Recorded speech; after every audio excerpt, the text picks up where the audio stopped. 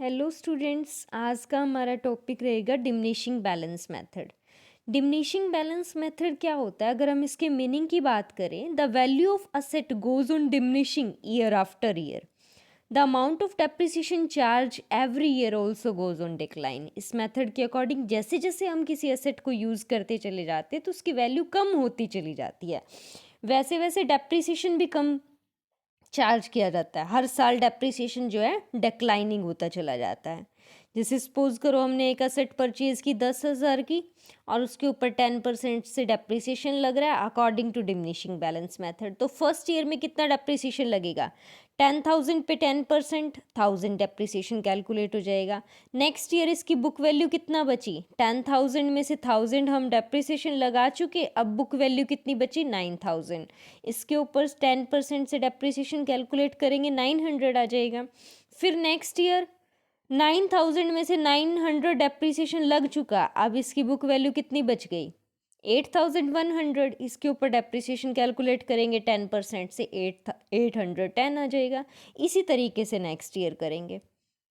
इस तरीके से जो है हम हर साल डेप्रिसिएशन कैलकुलेट करते जाएंगे। तो अकॉर्डिंग टू दिस मेथड जब हम डेप्रिसिएशन कैलकुलेट करते हैं तो हम बुक वैल्यू लेते हैं, ना कि ओरिजिनल कॉस्ट। जब हमने लास्ट मेथड पढ़ा था तो उसमें हम ओरिजिनल कॉस्ट पे डेप्रिसिएशन कैलकुलेट कर रहे थे। हम हर साल 10,000 पे डेप्रिसिएशन लगाते हैं ओरिजिनल कॉस्ट मेथड के अकॉर्डिंग 10% लगा रहे हैं, तो 1000 हर एक ईयर में 1000 1000 1000 हर एक ईयर में हम चार्ज करेंगे। लेकिन हम डिमिनिशिंग बैलेंस मेथड की जब हम बात करते हैं तो अब हम बुक वैल्यू के ऊपर हर साल डेप्रिसिएशन कैलकुलेट करते हैं। बुक वैल्यू हम निकालेंगे कैसे? जो हमारी ओरिजिनल कॉस्ट है जिस पे हमने असेट को परचेज किया है उसमें से हम क्या करेंगे? डेप्रिसिएशन लेस कर देंगे, तो क्या निकल आएगी? हमारी बुक वैल्यू निकल आएगी। इस मेथड का दूसरा नाम रिड्यूसिंग इंस्टॉलमेंट मेथड भी बोल सकते हैं हम इसको। डिमिनिशिंग बैलेंस मेथड और रिड्यूसिंग इंस्टॉलमेंट मेथड सेम है। अगर हम इसकी मेरिट्स की बात करें तो मेरिट्स क्या हो सकती हैं? इसकी इजी कैलकुलेशन है, इजीली कैलकुलेट कर सकते हैं इस मेथड के अकॉर्डिंग।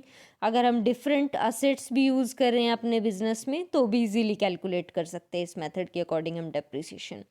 नेक्स्ट है इक्वल चार्ज अगेंस्ट इनकम। इस मेथड के अकॉर्डिंग जो टोटल बर्डन है प्रॉफिट एंड लॉस अकाउंट पे वो इक्वली पड़ता है, क्योंकि जब हम असेट को परचेज करते हैं तो स्टार्टिंग ईयर्स में असेट नई नई होती है, रिपेयर चार्जेस बहुत कम होते हैं।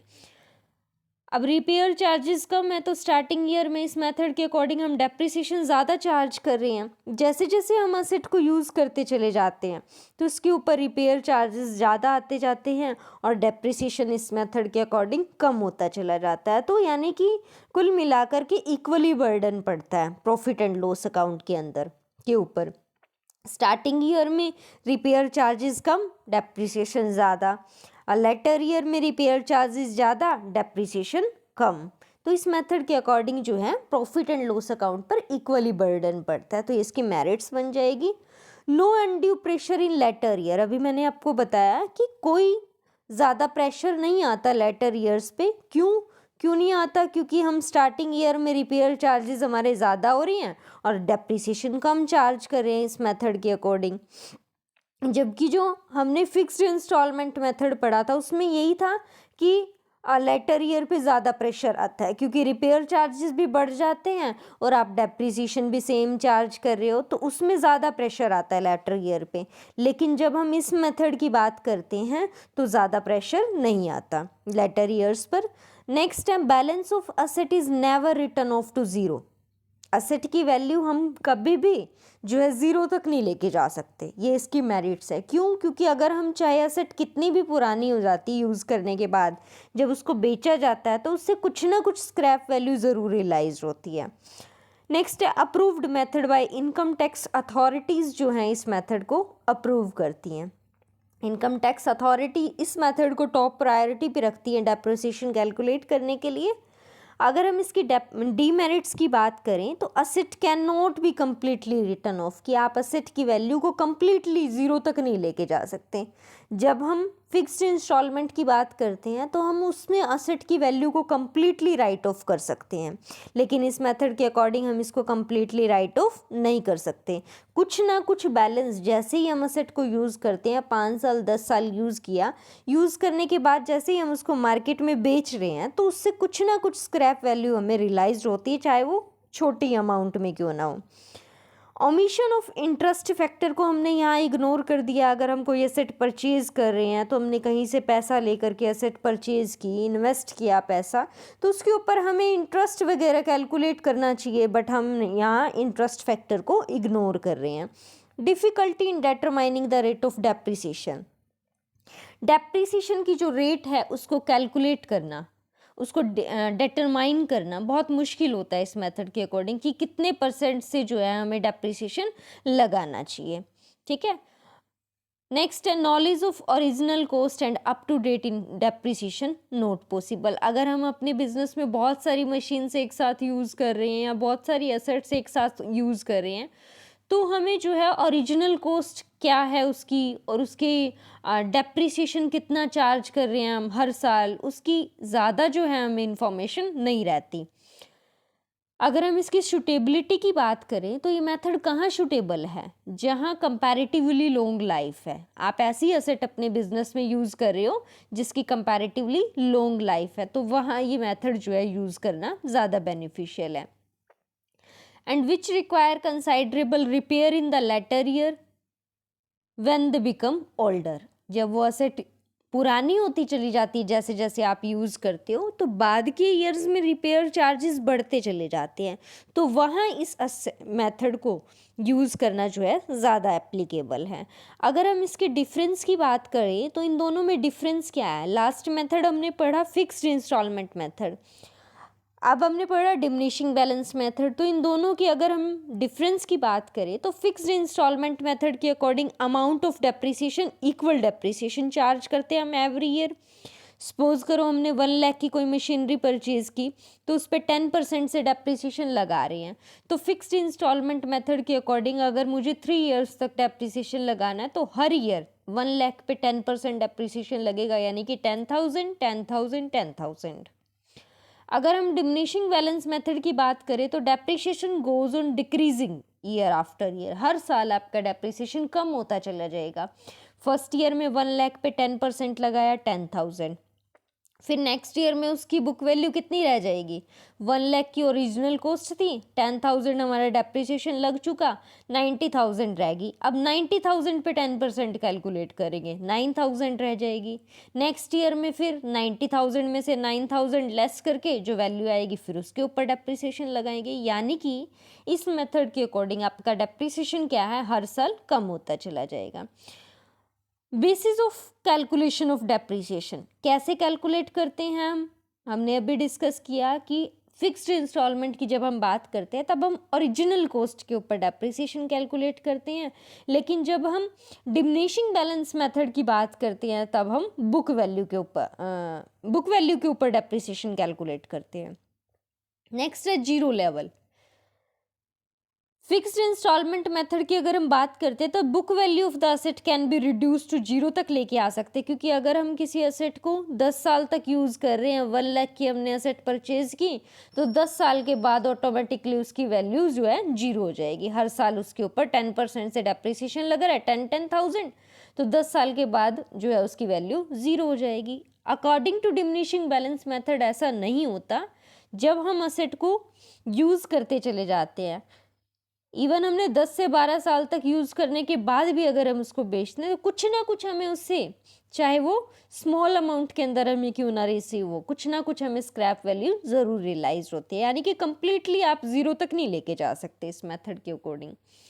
Combined effect of depreciation and repair on profit and loss account according to fixed installment method, combined burden on the amount of depreciation and repair will be lighter in earlier year and heavier during the later year। क्यों? क्योंकि fixed instalment में हम बात कर रहे हैं तो starting year में डेप्रिसिएशन और एंड के ईयर में डेप्रिसिएशन सेम लग रहा है, बट स्टार्टिंग ईयर में रिपेयर के खर्चे नहीं होते, तो स्टार्टिंग ईयर में कम बर्डन पड़ता है और लेटर ईयर में एकदम से बर्डन पड़ता है, क्योंकि डेप्रिसिएशन भी सेम अमाउंट से लग रहा है और रिपेयर चार्जेस भी ज़्यादा हो रही है।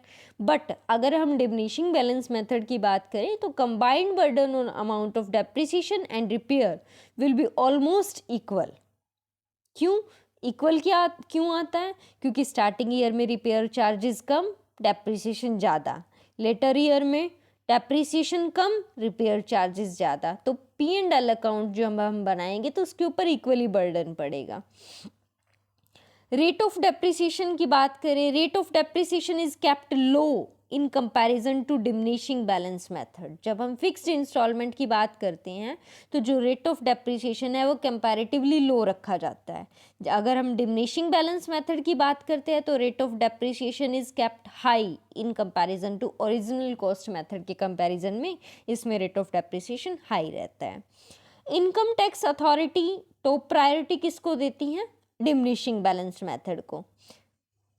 फिक्स्ड इंस्टॉलमेंट मेथड को कोई प्रायोरिटी नहीं दी जाती इनकम टैक्स अथॉरिटी के द्वारा। शूटेबिलिटी कहाँ है? अभी हमने डिस्कस किया था, ये मेथड वहाँ शूटेबल है जो हमारा डिमिनिशिंग बैलेंस मेथड है, which require more repair expenses with the passage of time.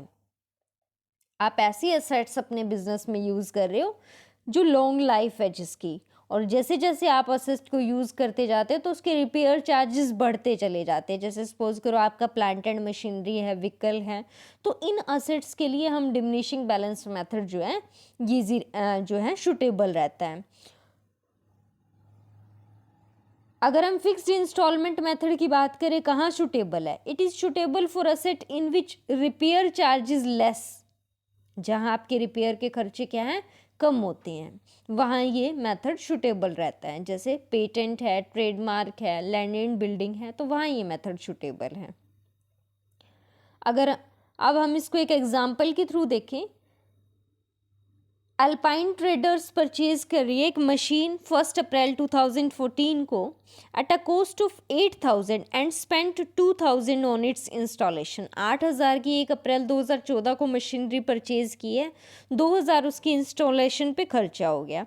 The firm right of कर रही है, डेप्रिसिएशन 10% से डेप्रिसिएशन लगा रही है, return down value method. Diminishing balance method बोल सकते हो आप, रिटर्न डाउन वैल्यू मेथड बोल सकते हो। Scrap value at the end of the plant, scrap value of the plant at the end of the economic life, 4 year तक हम इस पे डेप्रिसिएशन लगाएंगे, at the end of the 4 year ये इसकी स्क्रैप वैल्यू बच जाएगी। तो हमें यहाँ क्या बनाना है? मशीनरी अकाउंट बनाना है। कैसे बनाएंगे मशीनरी अकाउंट? सबसे पहले ये देखो कि हमने क्या किया, मशीन परचेज की, कितने रुपए की? 8,000 रुपये की, और 2,000 उसकी इंस्टॉलेशन पे खर्चा हो गया।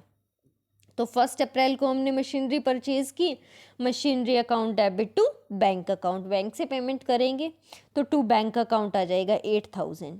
फिर 2,000 के हमने एक्सपेंसेस पे कर दिए, ये भी बैंक से पे करेंगे 2,000, यानी कि टोटल कॉस्ट कितनी बन गई मशीनरी की हमारी?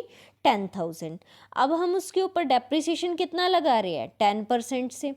10,000 पे 10% से डेप्रिसिएशन लगेगा। जब हम डेप्रिसिएशन लगाते हैं तो क्या एंट्री करते हैं? Depreciation account debit to machinery account. तो मशीनरी क्रेडिट हुआ, यहाँ मशीनरी के क्रेडिट साइड क्या लिखेंगे? By depreciation account. कितना? 10% लगा रहे हैं, 10,000 पे 10% कितना हो जाएगा? 1,000।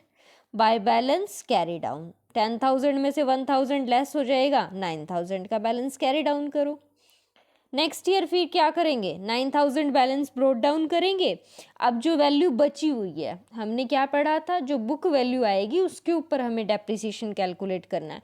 अब 9,000 पे 10% डेप्रिसिएशन लगेगा 900, फिर जो बैलेंस बच जाएगा उसको कैरी डाउन करो। नेक्स्ट ईयर फिर ब्रोट डाउन करो, फिर उसके ऊपर डेप्रिसिएशन लगाओ 10% से, फिर जो वैल्यू बच जाएगी उसको कैरी डाउन करो, फिर ब्रोट डाउन करो, फिर इसके ऊपर 10% से depreciation, carry down, brought down. तो हर साल इस तरीके से जो है हम, जो हमारी बुक वैल्यू आएगी, हम हर साल जो है उसके ऊपर डेप्रिसिएशन लगाएंगे। ठीक है, नेक्स्ट एक और इलस्ट्रेशन देखते हैं हम।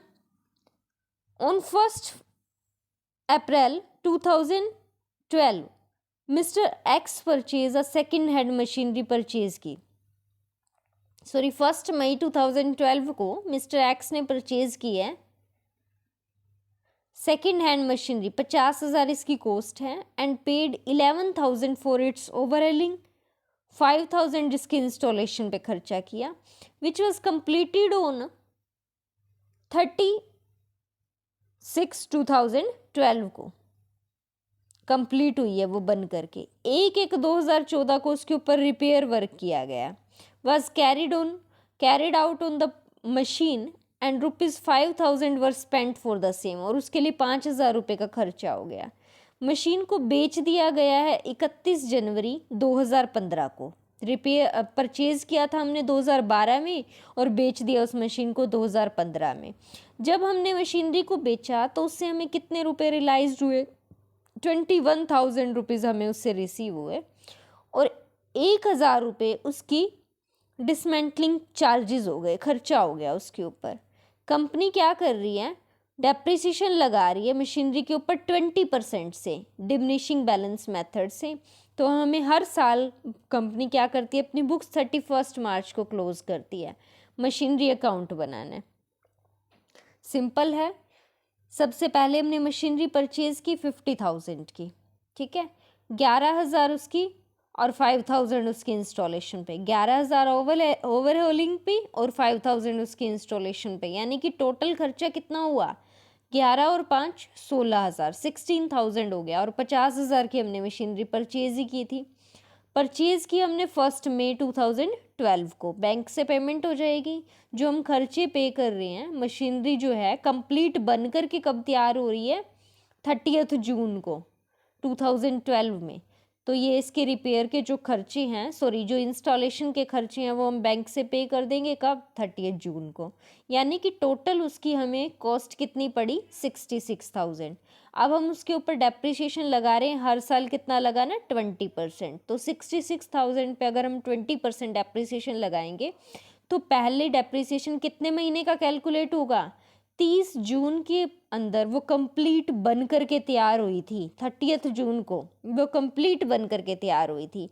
अब हम हर साल अपनी बुक कब क्लोज करते हैं? 31 मार्च को।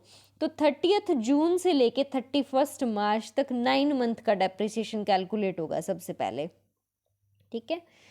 फिर हम क्या करेंगे? 9 मंथ का डेप्रिसिएशन कैलकुलेट हो गया, 9,000 बैलेंस कैरी डाउन कर देंगे। फिर बैलेंस ब्रॉट डाउन किया, अब इसके ऊपर पूरे साल का डेप्रिसिएशन लगेगा। फिर बैलेंस कैरी डाउन करेंगे, ब्रॉट डाउन करेंगे। फिर हमने क्या किया? 2015 के अंदर मशीनरी को बेच दिया। 12 to 13 में लगा डेप्रिसिएशन, 14 में लगा, 15 में हमने मशीनरी बेच दी। 31 जनवरी को बेचा है, तो 31 जनवरी तक तो 10 ही महीने होंगे। तो 10 महीने तक का पहले क्या करेंगे? डेप्रिसिएशन कैलकुलेट कर लेंगे। वैसे हम हर साल 31 मार्च को लगाते डेप्रिसिएशन, लेकिन हमने क्या किया? 31 जनवरी को ही बेच दिया मशीन को, तो 10 महीने तक का तो डेप्रिसिएशन चार्ज करेंगे। 10 महीने तक का डेप्रिसिएशन इतना निकल आएगा। उसके बाद हमने मशीनरी को बेच दिया 21,000 में, 1,000 उसके ऊपर खर्चा हो गया था। अब 21,000 में बेचा, 1,000 खर्चा हुआ, तो 20,000 ही रिसीव हुए होंगे हमें। तो जब रिसीव होते हैं तो क्या एंट्री करते हैं? बैंक में आएगा पैसा। कहाँ से आया? मशीनरी से आया। मशीनरी अकाउंट क्रेडिट हुआ है, तो इसके क्रेडिट साइड क्या लिख देंगे? बाय बैंक अकाउंट 20,000 रुपीज़ से। तो अब उसके बाद क्या निकल आएगा? लॉस निकल आएगा। उसकी वैल्यू कितनी थी? 44,880 थी, जबकि हमारा बनता कितना है? कम बन रहा है। तो ये जो बैलेंस निकलेगा ये हमारा लॉस आ जाएगा। कहाँ डाल देंगे इसको? प्रॉफिट एंड लॉस अकाउंट में डाल देंगे। ये था हमारा डिमिनिशिंग बैलेंस मेथड। नेक्स्ट इसमें हम बात करें change in the method of depreciation. अगर हम डेप्रिसिएशन का मेथड चेंज कर रहे हैं, फर्स्टली हमने डेप्रिसिएशन के मेथड की जब बात की वो था फिक्स्ड इंस्टॉलमेंट मेथड। फिर हमने पढ़ा डिमिनिशिंग बैलेंस मेथड। अगर हम फिक्स्ड इंस्टॉलमेंट से डिमिनिशिंग पे जाना चाहते हैं या डिमिनिशिंग से फिक्स्ड इंस्टॉलमेंट में आना चाहते हैं, यानी कि हम अपना डेप्रिसिएशन का मेथड चेंज करना चाहते हैं, तो उसके लिए क्या प्रोसीजर होगा? Change in the method of depreciation.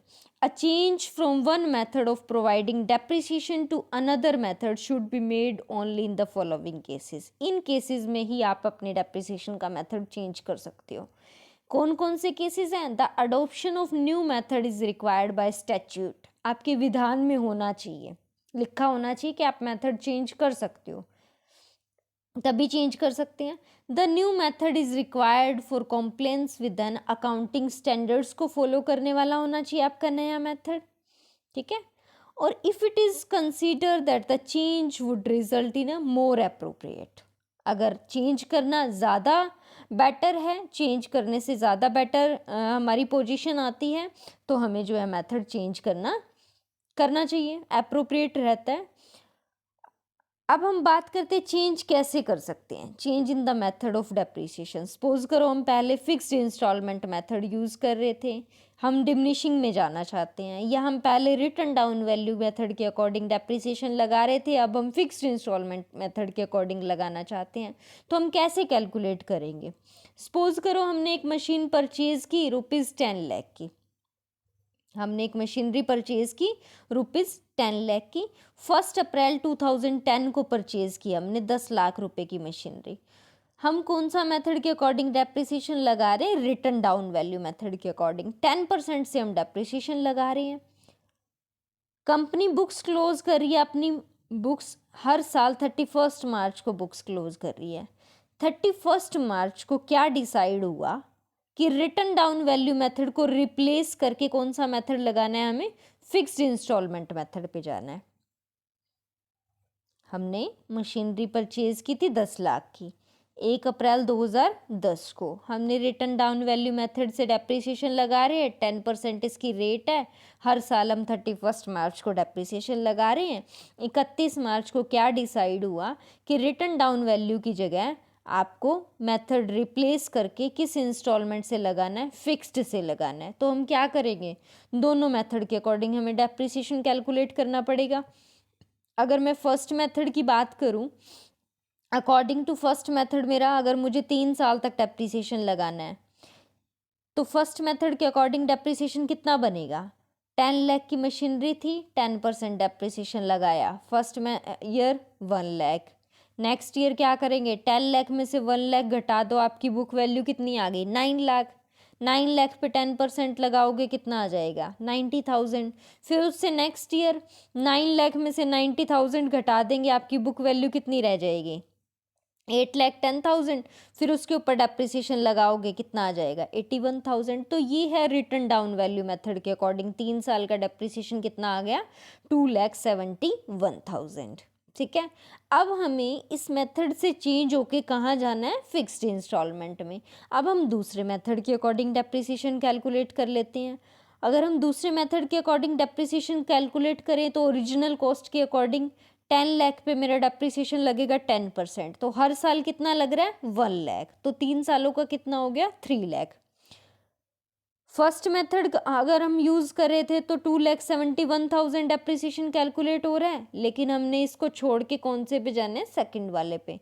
इस पे हमने डेप्रिसिएशन कैलकुलेट किया, कितना बना, 3 लाख। ज़्यादा बन रहा है, हमने कम चार्ज किया जबकि हमें ज़्यादा चार्ज करना चाहिए। तो 29,000 जो डेप्रिसिएशन हमें एक्स्ट्रा लगाना पड़ेगा वो क्या है, डेफिशिएंसी। इसको कहाँ ट्रांसफ़र कर देंगे, प्रॉफिट एंड लॉस अकाउंट से हम इसे चार्ज कर लेंगे। एक्स्ट्रा डेप्रिसिएशन है ना, हमने कम लगाया हुआ है, हमें ज़्यादा लगाना चाहिए, तो ये जो डेफिशिएंसी है इसको हम कहाँ से चार्ज कर लेंगे, प्रॉफिट एंड लॉस अकाउंट से चार्ज कर लेंगे। अभी हम क्वेश्चन पे आते हैं।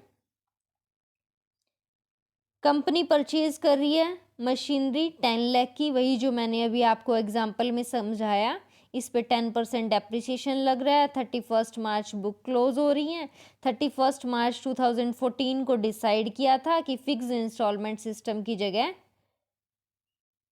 डिसाइड किया था follow the fixed instalment system of depreciation the machine from the very beginning. जब से हमने मशीनरी परचेज किया तब से फिक्स्ड मेथड से लगाना है। Rate of depreciation was kept unchanged, कोई चेंज नहीं होगा, रेट ऑफ डेप्रिसिएशन सेम रहेगी। जो डेफिशिएंसी है 1 अप्रैल 2010 से लेकर के 13 तक उसको आपने कहाँ ट्रांसफ़र करना है, प्रॉफिट एंड लॉस अकाउंट से ट्रांसफ़र करना है। पहले हम डिमिनिशिंग बैलेंस मेथड यूज़ कर रहे थे, बाद में हमें फिक्स पे जाना है, सेम एज इट इज़ जो मैंने आपको अभी प्रोसीजर बताया था। 10 लाख की मशीनरी परचेज की, फर्स्ट ईयर में 1 लाख लगा, बैलेंस कैरी डाउन, 9 लाख बच गया, 10% लगाया, 90,000 कैरी डाउन, क्योंकि हम कौन सा मेथड यूज़ कर रहे हैं, डिमिनिशिंग।